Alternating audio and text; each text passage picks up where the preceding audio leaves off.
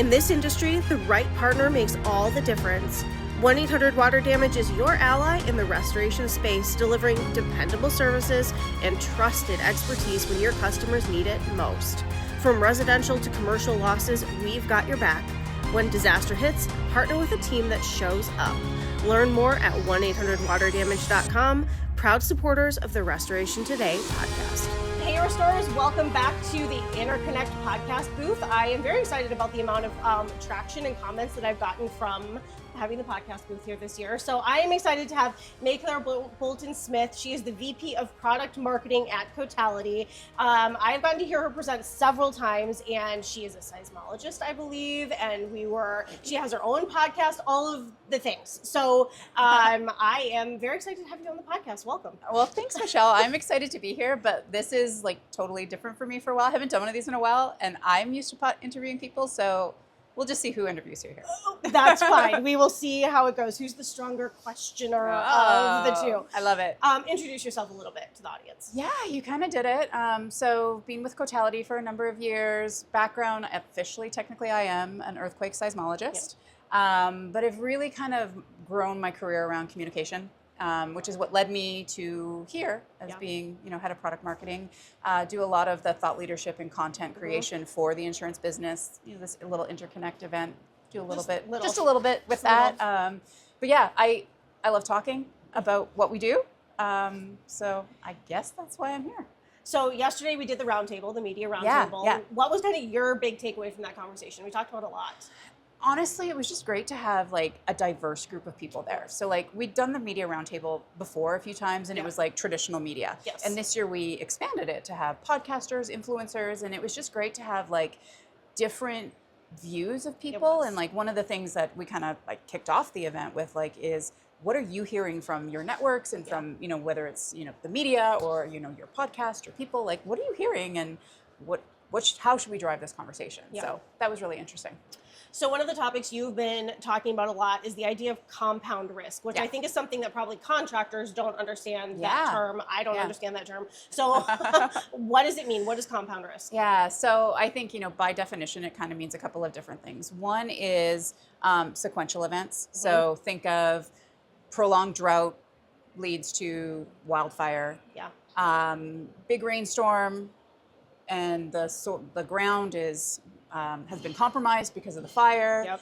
Big rainstorm, you end up with a mudslide. When an event leads to other things happening, that's one thing, sequential events. But another kind of, a rise of this in the last couple of years has been when you have concurrent events. And that really is, hurricane happens, devastating, but it happens at a time where there's a labor shortage, where materials are a lot greater. So like it's the increased impact of it is really hard. And I think that's something that probably really speaks to your listeners, is because maybe there isn't contractors available to help restore from this event, or if there are, labor costs and material costs are just so high that it's impossible to, not impossible, but it's just harder to get back from the event happening. So. Yeah. So what do you see as the role of compound risk today? Like, what are some of the risks you see kind of compounding in our current environment? Yeah, so, that's the other thing. Like, traditionally, it was all about hurricane. Hurricane was the one that everybody cared about. But in recent years, it's really been the rise of secondary perils. Yep. So things like wildfire. Well, people didn't really need to plan for or worry about wildfires that much anymore. There's been some really devastating ones in recent years, and this past year in Los Angeles is no exception to that. Severe convective storm, hail, straight line winds, tornado. 2023, the cumulative loss from severe convective storm was equivalent to that of a major hurricane. So people, just used to be like, oh, it's a hailstorm. Hailstorms they're billion-dollar losses. They're not multi-billion-dollar losses. But when you have a gazillion of them in 1 year, it leads to a really big loss. So like this, volatile environmental conditions that we have right now is leading to the rise of these perils that have, once been considered secondary. Yeah. And we're starting to see that become a bigger and bigger problem. So from your viewpoint in the industry, especially when you were doing seismology work, you're used to looking at trends. with Sure, weather yeah. and stuff. So kind of what do you see as it's been a little, the secondary perils have been up, Yeah. but the major perils, there's been big wildfires, but hurricanes have been down in our region, Yeah. not globally necessarily, yeah. but what do you kind of see as maybe the future? Yeah, so Hard to say. it is hard to say. It's so it really is unpredictable. It is. But like the thing that's really interesting is that it was from a U.S. landfalling hurricane perspective this year. It was not an active year. Yeah. Right. Yep. There were definitely storms impacting elsewhere. Devastation in Jamaica from Yep. one event.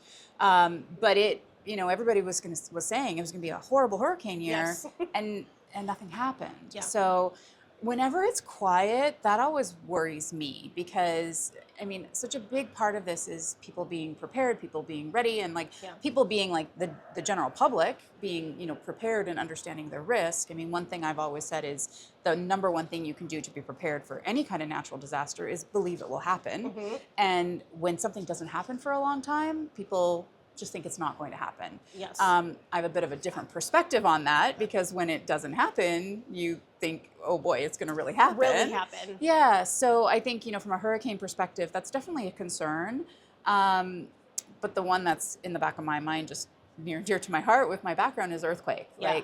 We have not had a truly devastating earthquake in this country in a lot of years. It is century, it's right? decades. Well, I would go back to 1989, the Loma Prieta earthquake in the San Francisco area, 1994, the Northridge earthquake in the Los Angeles area. Okay. Those were really the two last big ones that really caused a lot of damage.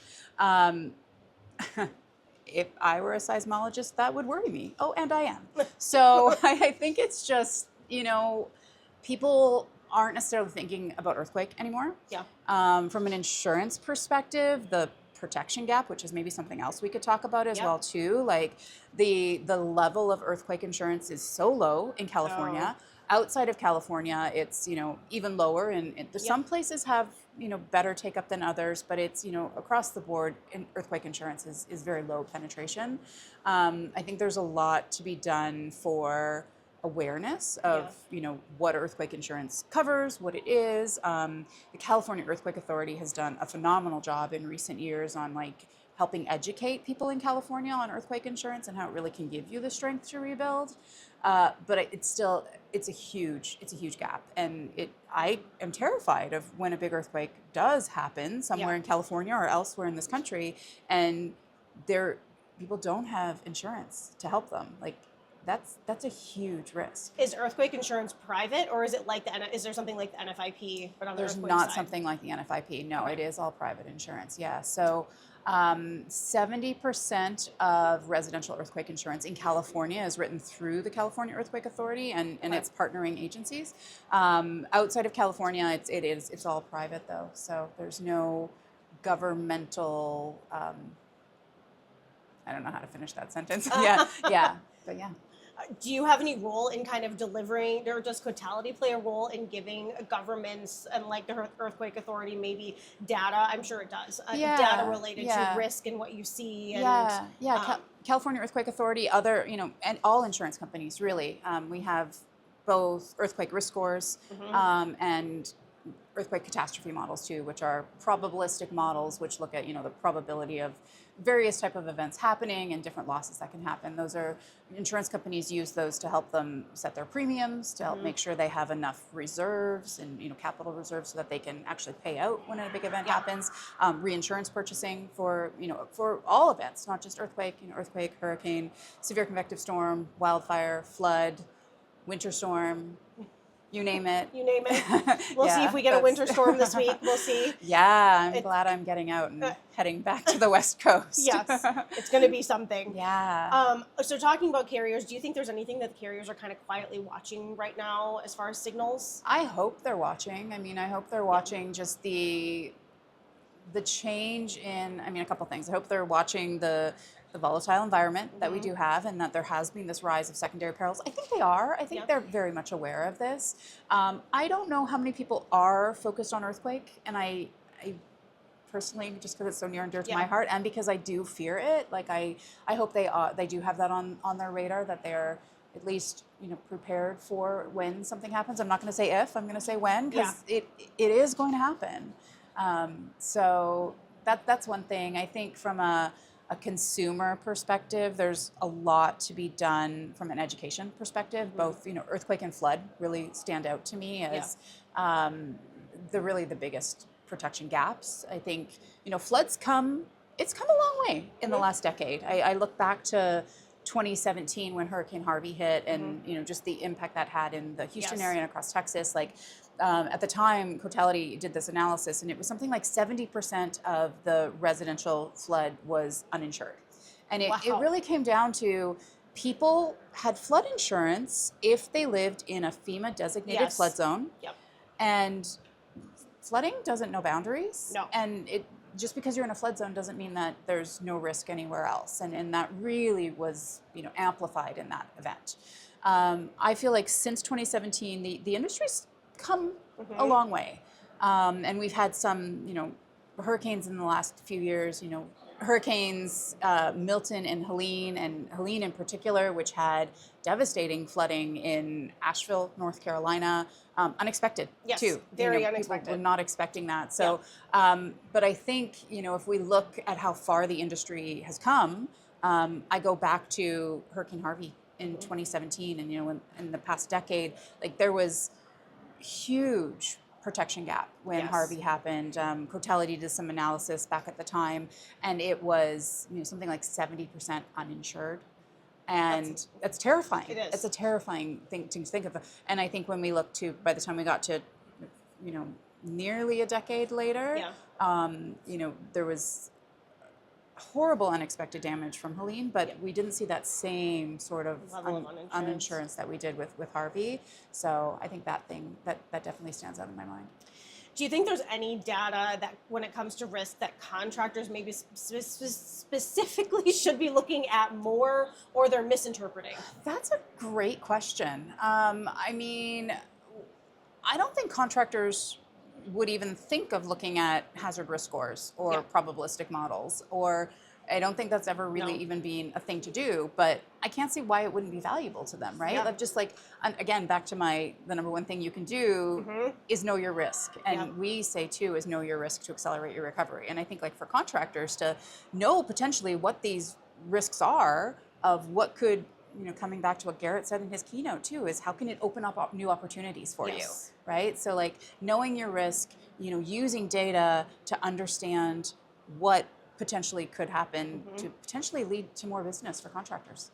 I know Cotality puts out a lot of like bulletins and other data points. So what are some good things that contractors could leverage, good resources in that way to look into? Maybe they're not getting them now, but they could get involved and get those. How could those help? What are some of the ones you do put out? Yeah, I would feel like I paid you to ask that question. You did not, but I appreciate the bulletins when they come out. So I think the contractors need to know. Yeah, one of the things that we're really focused on is thought leadership. So we have an annual wildfire risk report, a severe convective storm report, a hurricane report, which really kind of pull in like, here's the key areas at risk, here's potentially areas you should be concerned with.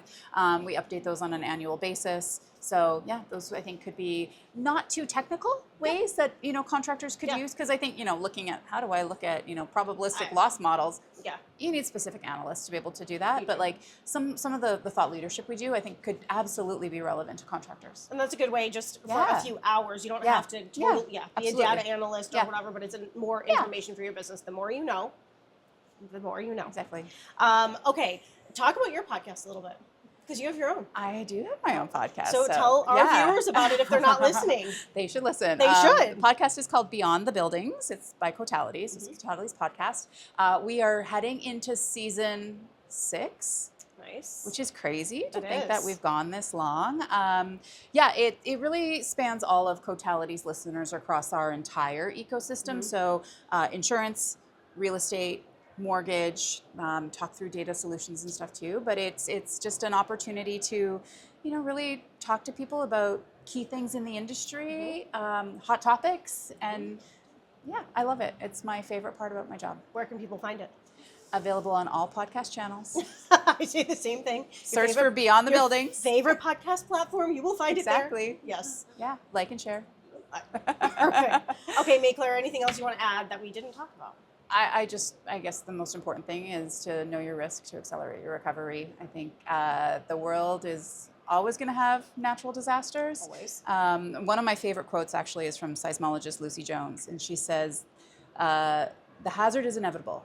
The disaster doesn't have to be. So know your risk to accelerate your recovery. That was a great quote. All right. Way to end it, like, bam. All right. Well, thank you, ma'am, for being here. I appreciate it so much. Thanks so much for having me. For more Restoration Today and the latest news, visit our website, cnrmagazine.com, and find the latest episodes of the Restoration Today podcast on your favorite podcasting platform.